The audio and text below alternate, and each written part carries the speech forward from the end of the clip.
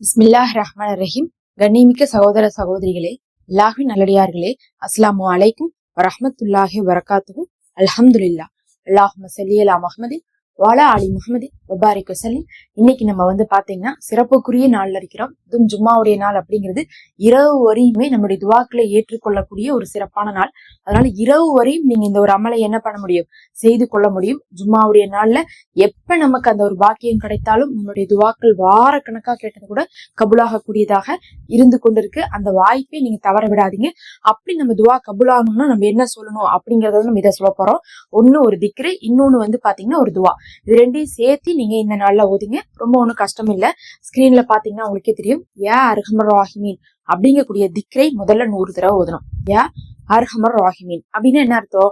கிருபையானவருக்கெல்லாம் மாபெரும் கிருபையானவன் அர்த்தம். அல்லாஹ்வே என்ன சொல்றோம்? எல்லாரை விடவும் நீதான் அருள் நிறைந்தவன், நீதான் எல்லாரை விட அருளை பொழியக்கூடியவன், உன்னாலதான் எல்லாருக்கும் நல்லது நடக்கும், உனக்குதான் எல்லா சக்தியுமே இருக்குன்னு சொல்லிட்டு அல்லாஹ்வே புகழக்கூடிய யா அர்ஹமர் ராஹிமீன் 100 முறை ஓதணும். ஓதிட்டு இன்ன ரப்பி லசமீ உத்துஆஇ அப்படிங்கறத 93 முறை ஓதுங்க. இதுக்கு என்ன அர்த்தம்னு பாத்தீங்கன்னா, இன்ன ரப்பி லசமீ உத்துஆஇனா அல்லாஹு துவாவை ஏற்கக்கூடியவன், செவி சாயக்கூடியவன் அப்படின்னு அர்த்தம். அப்படின்னா என்ன அர்த்தம்னா, நான் கேட்கறத அல்லாஹ் கேட்டுட்டு இருக்கான். நான் என்ன அவன்கிட்ட துவாவா கேட்கறனோ அதை அவன் காது கொடுத்து கேட்டுட்டு இருக்கான். அதனால அவன் எனக்கு பதில் கொடுப்பான் அப்படிங்கறத இதனுடைய அர்த்தம். பொதுவாகவே பாத்தீங்கன்னா நம்ம துவா கேட்கிறோம், துவா கேட்கறதுக்காக திக்ரு ஓதுறோம்.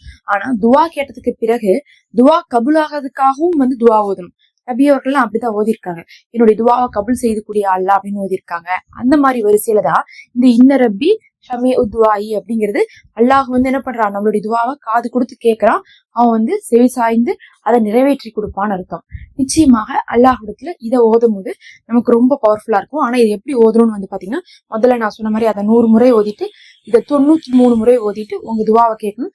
துவாவை கேட்டு முடிச்சதுக்கு பிறகு மறுபடியும் ஒரே ஒரு தடவை இன்ன ரப்பி லசமீ உத்துஆஇ அப்படின்னு சொல்லிட்டு ஓதி கடைசியா முடிச்சிடணும். முதல்ல 93 முறை ஓதணும். துவா கேட்டுட்டு ஒரு தடவை ஓதுனா போதும். இதை நீங்க சொல்லுங்க. அல்லாஹ் உங்களுடைய துவாவை கபுலாக்குவோம். இந்த நாளே நம்ம சொன்ன மாதிரி துவா கபுலாகக்கூடிய நாளாக இருக்குது. அதனால வாரம் முழுவதும் உங்களுக்கு கபுலாகாத விஷயங்கள், வாரம் முழுவதும் உங்களுக்கு இருந்த சோதனைகள், சிரமங்கள் எல்லாத்தையுமே கேட்டு யாரெல்லாம் அடுத்த ஜும்மா வரையுமே எங்களுக்கு என்ன பண்ணு சிறப்பானதாக ஆக்கிவேன்னு சொல்லிட்டு நீங்க கேட்டுக்கொள்ளலாம்.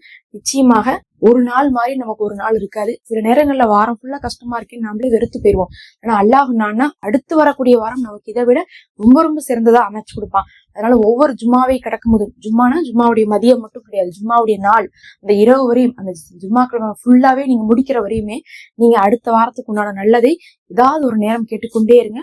அல்லாஹ் அதை கொண்டே என்ன பண்ணுவான், உங்களுக்கு அடுத்து வரக்கூடியதை சிறப்பா கொடுப்பான். அதுலயே இப்ப அடுத்து என்ன வரப்போகுது, நமக்கு ரமலான் வரப்போகுது. ரமலானுடைய வாரம் ஆரம்பிச்சிருச்சுன்னு தான் நம்ம சொல்லணும். இந்த ஜும்மா முடிஞ்சா அடுத்த ஜும்மா நமக்கு ரமலான்ல தான் இருக்க போறோம்.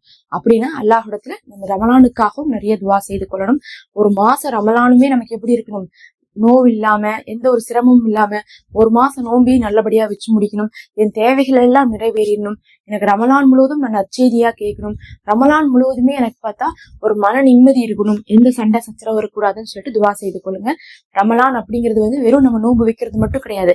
அதுல நமக்கு ஏராளமான பலன்கள் இருக்கு. அதனால ரமலானுக்கு ஒருத்தவங்க தயாரிச்சு கொள்வது அப்படிங்கிறதே ஒரு பெரிய முக்கியமான விஷயமா ஷாபான் மாசத்துல இருக்கு. ஷாபானை அடைந்து ரமலானை அடையும் போது என்ன பண்ணுவாங்கன்னா, ஆயிஷா ரலியல்லாஹு விடுபட்ட நோன்பு கூட என்ன பண்ணுவாங்க, ஷாபான்லயே வச்சு முடிப்பாங்க. அதனால இன்னும் நமக்கு ஒரு 4-5 நாள் தான் டைம் இருக்கு. யாராவது பழைய நோன்புகளா செய்யாம இருந்தா அதை வச்சுக்கோங்க.